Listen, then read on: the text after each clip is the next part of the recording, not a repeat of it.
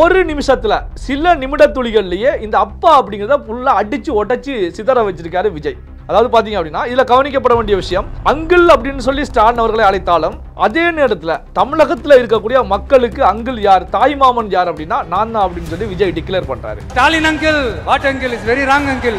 உதயநிதி அவருடைய எதிர்காலத்துக்கும் விஜய் அவர்களை பொறுத்த வரைக்கும் அங்க ஃபுல் ஸ்டாப் வைக்கக்கூடிய வேலையில தான் ஈடுபட்டிருக்காங்க. திமுக வந்து ஒரு ஊழல் கட்சி தான் அப்படிங்கறத அடிச்சு சொல்றாங்க. அங்க இருக்கக்கூடிய அமைச்சர்கள் ஊழல்வாதிகள் தான். இதை ஒருபடி தாண்டி குடும்ப உறுப்பினர்கள் மீது, உதயநிதி போன்ற குடும்ப உறுப்பினர்கள் மீது ஊழல் புகார்கள் குற்றச்சாட்டுகள் வரும்போது தான் பாஜக எதிர்ப்புன்னு சொல்லி அரசியல் செய்யக்கூடிய ஸ்டாலினை பொறுத்த வரைக்கும் லோக் ஆயுக்தா மீட்டிங்ல நான் கலந்துக்க போறேன் அப்படின்னு சொல்லி டெல்லி போய் சரண்டர் ஆயிட்டாங்க. எதிர்கட்சியா இருந்தா போங்க மோடின்னு பலூன் விடுறது, ஆளுங்கட்சியா இருந்தா வாங்க மோடின்னு கொடை பிடிச்சிக்கிட்டு கும்பிடு போடுறது. இது என்ன மானாவா அப்படின்னு சொல்லி கேட்டாங்க. அப்போ அந்த மயிர் அப்படிங்கிற ஒரு வார்த்தையே விஜய் அங்க பயன்படுத்தியதை தான் பார்க்க முடியுது. அப்போ நீ இறங்கினா நானும் இறங்குறதுக்கு தயார். அப்போ திமுக பொறுத்த வரைக்கும் இப்ப நேரடி எதிரி விஜய். விஜயை வந்து அரசியல் ரீதியாக வீழ்த்த முடியாது அப்படிங்கிற ஒரு சூழல் உருவாகும் போது இப்ப தமிழகத்துல ரூலிங் பார்ட்டியாக இருக்கக்கூடிய திமுக தன் அதிகாரத்தை செலுத்துவாங்க. இந்த திமுக ஆட்சிய கபட நாடக திமுக ஆட்சிய 2026 தேர்தல்ல வீட்டுக்கு அனுப்புறோம். வீட்டுக்கு அனுப்புறோம். என்ன நண்பா, சரிதானே? விஜய் வீட்டுல ரைடு எந்த நிமிடத்தில் வேண்டுமென்றாலும் இறங்கலாம். ஏன்னா அதிகாரத்தை செலுத்தி விஜயை ஒடுக்கக்கூடிய ஒரே ஒரு ஆயுதம் தான் இப்ப திமுக மட்டத்தில் இருப்பதா நான் பாக்குறேன். அரசியல்லையே இருக்கக்கூடிய ஒரு தலைவர்னா பல வழக்குகளை பார்த்திருப்பாங்க, பல விஷயங்களை பார்த்திருப்பாங்க, சர்வ சாதாரணமாக கடந்து செல்வாங்க. விஜயை பொறுத்த வரைக்கும் ஒரு நடிகராக இருந்து இப்பதான் அரசியல்ல குதிக்கிறதுனால வழக்குகள் அவர் மீது வரும்போது அவருடைய பணம், அவருடைய ப்ராப்பர்ட்டி சார்ந்த விஷயங்கள் வந்து இக்கட்டான சூழ்நிலைக்கு சிக்கலுக்கு உருவாகும் போது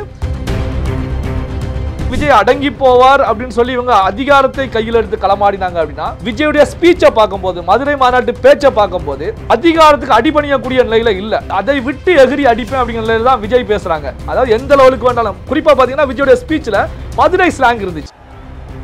சிங்கத்துக்கு கூட்டத்தோட இருக்கிறதுக்கும் தெரியும், தனியா இருக்கிறதுக்கும் தெரியும். அப்படியே தனியா வரணும்னு நினைச்சாலும் அஞ்சாம அலட்டிக்காம சும்மா கெத்தா தனியா வந்து அத்தனை பேருக்கும் தண்ணி காட்டும்.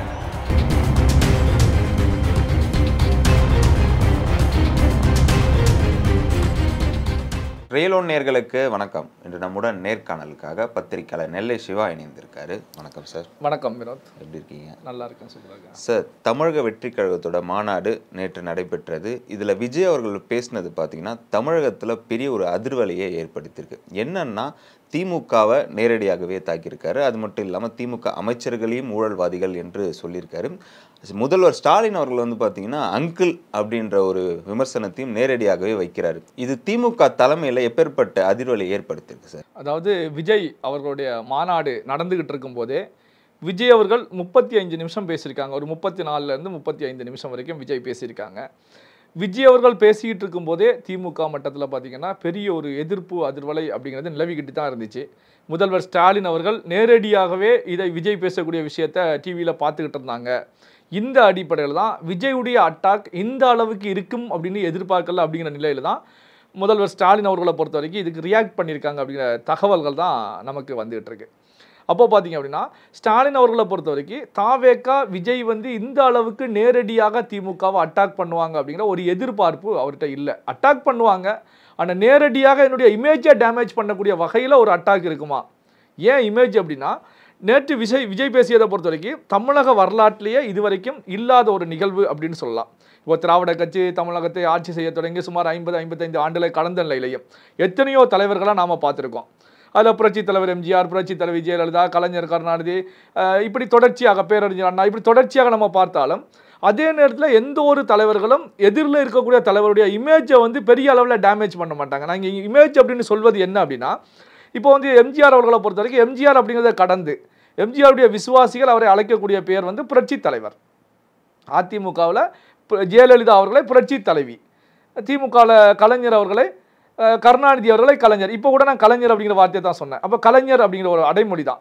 அதே மாதிரி பார்த்தீங்கன்னா பேரறிஞர், அதாவது தங்களுடைய தலைவருடைய பெயரை சொல்லாமல் அவர்களை கௌரவிக்கக்கூடிய ஒரு இமேஜாக தொண்டர்கள் மக்கள் பார்க்கக்கூடியது அவர்கள் பேருக்கு முன்னால் இருக்கக்கூடிய ஒரு அடைமொழி தான். ஏன்னா அந்த அளவுக்கு பார்ப்பாங்க.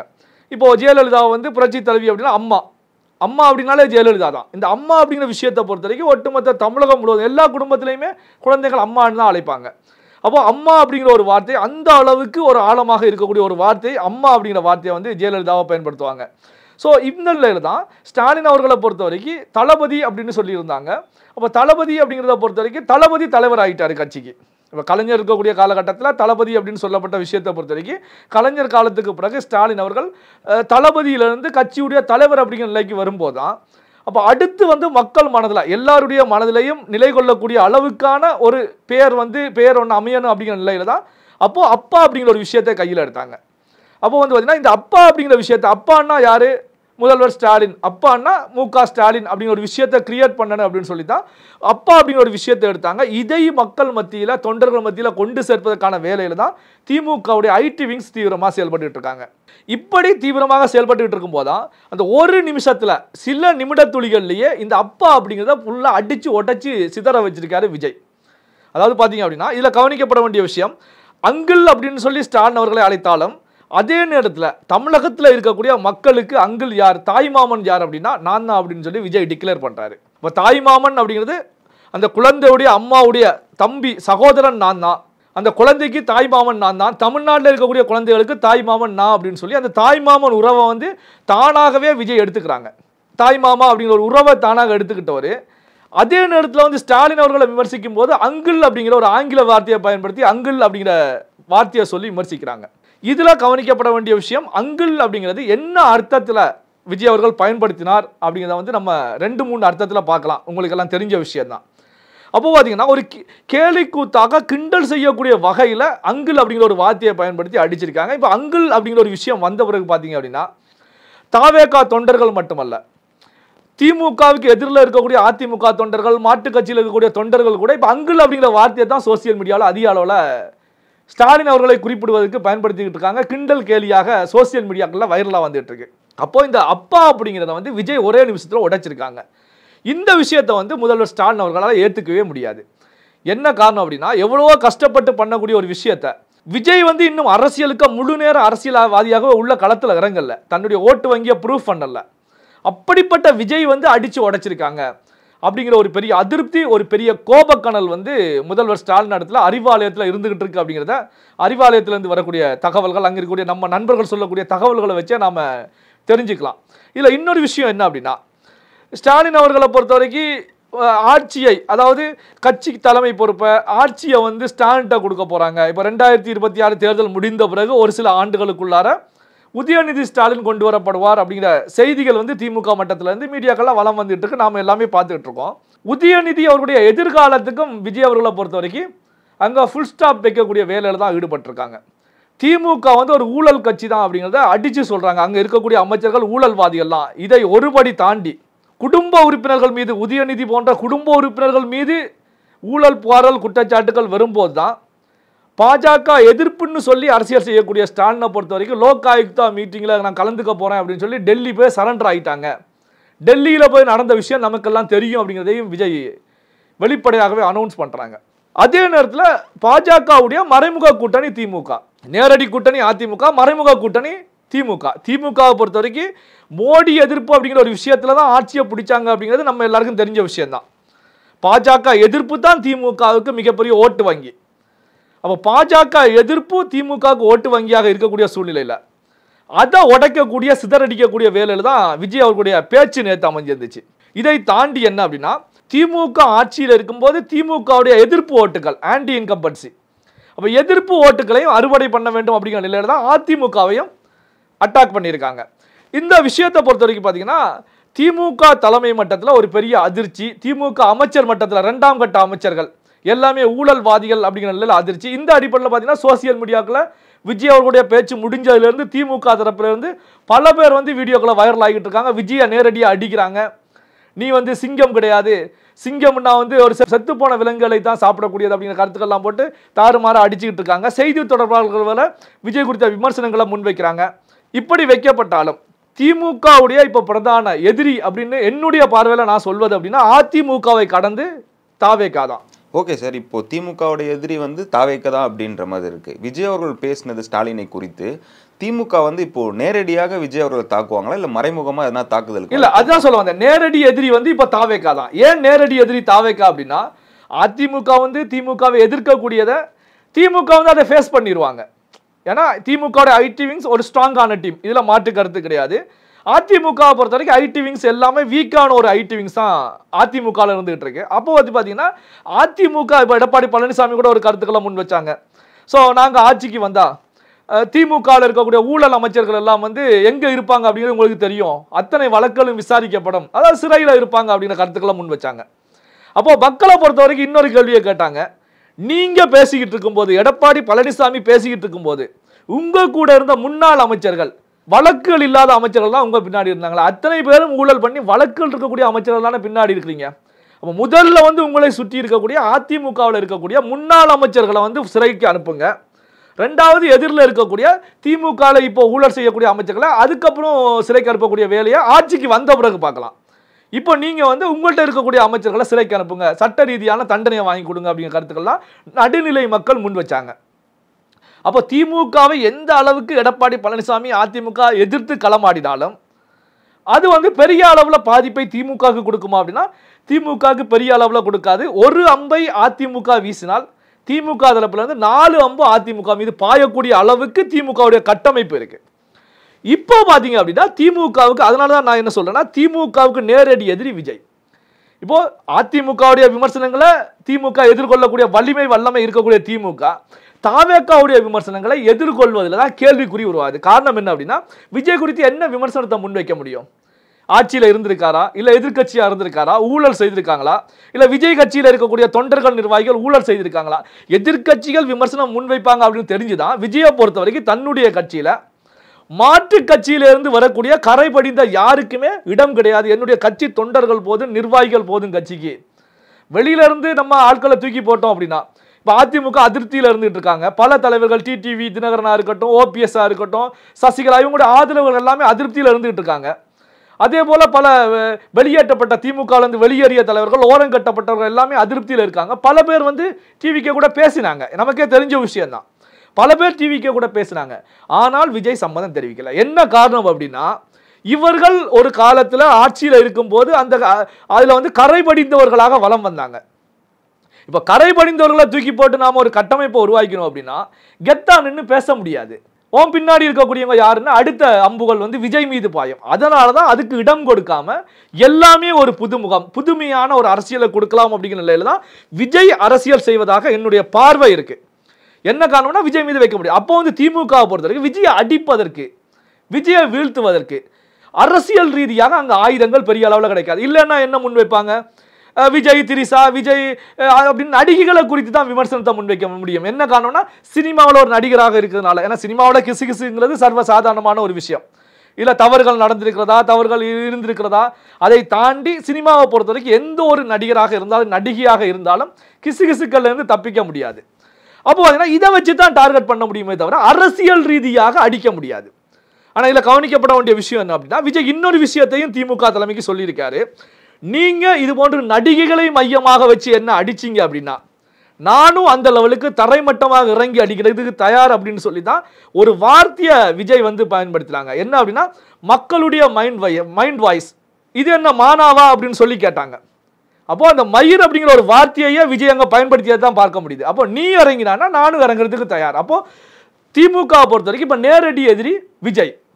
விஜயை வந்து அரசியல் ரீதியாக வீழ்த்த முடியாது அப்படிங்கிற ஒரு சூழல் உருவாகும் போது இப்போ தமிழகத்தில் ரூலிங் பார்ட்டியாக இருக்கக்கூடிய திமுக தன் அதிகாரத்தை செலுத்துவாங்க. இப்போ சொல்றாங்க பாத்தீங்களா, ஒரு இடி வந்து தமிழ்நாட்டில் அமைச்சர்கள் வீடுகளில் ரைடுகளில் இறங்கினா மோடி அனுப்பிச்சு வச்சாரு, அமித்ஷா அனுப்பிச்சு வச்சாரு. அதாவது அந்த டிபார்ட்மெண்ட் தானாக தன்னிச்சையாக செயல்படல. இந்த அமைச்சரும் எந்த ஊழல்களுமே பண்ணல, ₹1 கூட மக்கள் மனத்தை கொள்ளையடிக்கல. அவர் வந்து ஒரு மகாத்மா காந்தி போல, காமராஜர் போல அந்த அமைச்சர் இருந்துகிட்டு இருக்காரு. ஆனா மோடி அமித்ஷா அனுப்பி வைத்ததுனால அவங்க வந்து ரைட் அப் பண்றாங்க, பொய் வழக்குல போடுறாங்க அப்படிங்கிற விமர்சனங்களை முன்வைக்கிறாங்க திமுக. இப்படி முன்வைக்கக்கூடிய திமுக போல இப்படி சொல்வது போல இப்போ திமுகவை பொறுத்த வரைக்கும் தன்னுடைய கட்டுப்பாட்டில் இருக்கக்கூடிய டிபார்ட்மெண்ட்டை, குறிப்பாக லஞ்ச ஒழிப்புத்துறையை விஜயுடைய வீட்டுக்கு அலுவலகங்களில் இறக்குவாங்க. ஏன்னா விஜய் வந்து ஒரு பெரிய நடிகர். இப்போ ஜனநாயகன் படத்துக்கு கூட சுமார் 150-200 கோடி ரூபாய் சம்பளம் வாங்கி இருப்பதாக தகவல். மதுரையில் நடந்த மாநாட்டுக்கு சுமார் 25-30 கோடி ரூபாய் செலவு செய்யப்பட்டதாக செய்திகள் இருக்கு. 15 லட்சத்துக்கும் மேற்பட்ட தொண்டர்கள் நிர்வாகிகள் இந்த மாநாட்டுக்கு வந்திருந்தாங்க அப்படியே செய்திகள் காலையில் ஊடகத்தில் வெளியாக இருக்கு. அப்போ பார்த்தீங்கன்னா இந்த மாநாட்டுக்கான ஃபண்டு பணம் எல்லாம் எப்படி வந்துச்சு? எல்லாமே கருப்பு பணம் தானே. விஜய்க்கு வந்து சினிமாவிலேருந்து எப்படி 200 கோடி ரூபாய் சம்பளம் ஜனநாயகனுக்கு வந்துச்சு, கடந்த கால விஷயங்கள். அப்போ விஜயை பொறுத்த வரைக்கும் லஞ்ச ஒழிப்புத்துறை மூலமாக விஜயை ஒடுக்குவதற்கு மாநில அரசாங்கம், திமுக அரசாங்கம் முயற்சிகளை மேற்கொள்வாங்க. அதனால விஜய் வீட்டில் ரைடு எந்த நிமிடத்தில் வேண்டுமென்றாலும் இறங்கலாம். ஏன்னா அதிகாரத்தை செலுத்தி விஜயை ஒடுக்கக்கூடிய ஒரே ஒரு ஆயுதம் தான் இப்போ திமுக மட்டத்தில் இருப்பதா நான் பார்க்குறேன். ஓகே சார், இப்போ திமுக தரப்புல இருந்து விஜய் மீது லஞ்ச ஒழிப்புத்துறை ரைடு நடத்தினா திமுகவுக்கு வந்து பாதிப்பு ஏற்படுத்தும்ல, தாவேக்காக்கு இன்னும் கொஞ்சம் பலம் கூடும்ல? இல்லை, அதாவது வந்து பார்த்தீங்கன்னா இதில் வந்து தாவேக்காக்கு பலம் கூடுகிறது அப்படிங்கிறத தாண்டி பார்த்தீங்கன்னா திமுகவுடைய விஷயம் என்னவா இருக்கும்? ஸோ விஜயை ஒடுக்கணும், விஜயை செயல்பட முடியாமல் தடுக்கணும். அப்போ விஜயை லாக் பண்ணினாங்க அப்படின்னாலே அப்போ தாவேக்காவுடைய செயல்பாடு குறையும். இப்போ விஜய் நேற்று மாநாட்டில் பேசிய பிறகு அடுத்த விஷயம் என்ன அப்படின்னா, விஜய் மாநாட்டிலே இந்த அளவுக்கு நேரடியாக எதிர்க்கக்கூடிய விஜய் முழு நேர அரசியலில் இறங்கி விட்டேன் அப்படிங்கிற கருத்துக்களை பதிவு பண்ணியிருக்காங்க. விஜய் நேரடியாக களத்தில் இறங்கிறாங்கன்னா, மக்கள் போராட்டங்களில் கலந்துக்கிட்டாங்க அப்படின்னா அப்போ திமுகவுக்கு எந்த அளவில் பாதிப்பு ஏற்படும்? அப்போ விஜய் வந்து எந்த விதமான மக்கள் போராட்டத்துக்கும் வராமல் அவர் மீது ஒரு ரைடுகளை நடத்தி வழக்குகளை போட்டு நீதிமன்றம் அப்படின்னு சொல்லி அலக்களிக்கக்கூடிய வேலைகளில் ஈடுபட்டோம்னா, சைக்காலஜிக்கல் ரீதியாக ஒரு அட்டாக்கை நம்ம நிகழ்த்தினோம் அப்படின்னா விஜய் முடங்குவதற்கான வாய்ப்பு இருக்கு. ஸோ நமக்கு எதுக்கு இந்த அரசியல்? ஏன்னா விஜய் வந்து அரசியலுக்கு இப்போ தான் என்ட்ரு ஆகுறாங்க, குதிக்கிறாங்க. அரசியல்லையே இருக்கக்கூடிய ஒரு தலைவர்னா பல வழக்குகளை பார்த்துருப்பாங்க, பல விஷயங்களை பார்த்துருப்பாங்க, சர்வசாதாரணமாக கடந்து செல்வாங்க. விஜயை பொறுத்த வரைக்கும் ஒரு நடிகராக இருந்து இப்போ தான் அரசியலில் குதிக்கிறதுனால வழக்குகள் அவர் மீது வரும்போது அவருடைய பணம், அவருடைய ப்ராப்பர்ட்டி சார்ந்த விஷயங்கள் வந்து இக்கட்டான சூழ்நிலைக்கு சிக்கலுக்கு உருவாகும் போது விஜய் வந்து கொஞ்சம் அடக்கி வாசிப்பதற்கு அடிபணிவதற்கான வாய்ப்புகள் இருக்கிறது அப்படிங்கிற நிலையில தான் திமுக தலைமையை பொறுத்த வரைக்கும், முதல்வரை பொறுத்த வரைக்கும், திமுக பொறுத்த வரைக்கும் விஜயை அதிகாரத்தின் மூலம் ஒடுக்குவதற்கான வேலைகளில் ஈடுபடுவாங்க. ஆனால் இதில் கவனிக்கப்பட வேண்டிய விஷயம் என்ன அப்படின்னா, இதே போலதான் கடந்த காலத்தில் கலைஞர் கருணாநிதி அவர்கள் கேப்டன் விஜயகாந்த் அவர்களுடைய கல்யாண மண்டபத்தை இடித்து நெருக்கடி ஏற்படுத்தும் போதுதான் அது திமுகவுக்கு எதிரான பெரிய எதிர்ப்பாக தேமுதிக வட்டத்தில் எழுந்தது. அதனால தான் திமுகவை என்னுடைய எதிரி அப்படின்னு சொல்லி விஜயகாந்த் வந்து டிக்ளேர் பண்ணி கட்சி ஆரம்பித்து தான் இருக்கக்கூடிய காலகட்டம் வரைக்கும் திமுக கூட கூட்டணி கிடையாது, தனிச்சு போட்டிடுவேன், இல்லை அதிமுக கூட செல்வேன், இல்லை வேற கூட்டணியில் செல்லலாம், ஆனால் திமுக எனக்கு எதிரி அப்படின்னு சொல்லி அரசியல் பண்ணி தான் விஜயகாந்த் அவர்கள் கலைஞர் உட்கார வேண்டிய எதிர்க்கட்சி தலைவர் இருக்கையில் அமர்ந்து கலைஞருக்கே பெரிய அளவில் ஒரு சவாலாக திகழ்ந்தார். ஆனால் இப்போ வந்து விஜயை வந்து அதிகாரம் மூலமாக ஒடுக்கக்கூடிய வேலையில் ஸ்டாலின் முற்பட்டால் அந்த விஜயகாந்துடைய விஷயம் தான் மீண்டும் ரிஃப்ளெக்ட் ஆக போகிறதா அப்படிங்கிற ஒரு பார்வையும் நமக்கு இருந்துகிட்டு இருக்கு. அதாவது விஜயை வந்து தூண்டி விடுறாங்களா? இப்படி வைக்கும்போது விஜய் அடங்கி போவார் அப்படின்னு சொல்லி இவங்க அதிகாரத்தை கையில் எடுத்து களமாடினாங்க அப்படின்னா, விஜயுடைய ஸ்பீச்சை பார்க்கும்போது, மதுரை மாநாட்டு பேச்சை பார்க்கும்போது அதிகாரத்துக்கு அடிபணியக்கூடிய நிலையில் இல்லை. நான் அதை விட்டு எகிரி அடிப்பேன் அப்படிங்கிற நிலையில் தான் விஜய் பேசுகிறாங்க. அதாவது எந்த லெவலுக்கு வேண்டாலும், குறிப்பாக பார்த்தீங்கன்னா விஜயோடைய ஸ்பீச்சில் மதுரை ஸ்லாங் இருந்துச்சு. ஏன்னா மதுரைக்கார மாதிரியே சில வார்த்தைகளை பிரயோகம் பண்ணியிருந்தாங்க. அப்போ எந்த லெவலுக்கு வேண்டாம்னாலும் நான் இறங்கி அடிப்பேன் அப்படிங்கிற லெவலில் தான் விஜய் பேசுகிறாங்க. அப்போ அதிகாரத்தை பயன்படுத்தலாம். இது நீங்கள் சொன்னது போல தான் விஜய்க்கு ஒரு சாதகமான சூழலை உருவாக்கும். ஆனால் வந்து எந்த ரூலிங் பார்ட்டியாக இருந்தாலும் ஒன்று அரசியல் ரீதியாக ஒடுக்குவதற்கான ஆயுதத்தை கையில் எடுப்பாங்க. முடியாத பட்சத்தில் அரசியல் ரீதியான அவங்க ஐடிங்ஸை வச்சு அடிப்பாங்க, அரசியல் ரீதியாக வச்சு அடிப்பாங்க. அதில் முடியாத பட்சத்தில் ஆளுங்கட்சி அதிகாரத்தை தான் கையில் எடுக்கும். அந்த அடிப்படையில் தான் இது போன்ற கருத்துக்களை நாம் இப்போது பதிவு பண்ணுறோம். எங்களோடு இணைந்து பல்வேறு தகவலை பயந்ததற்கு மிக்க நன்றி சார். நன்றி.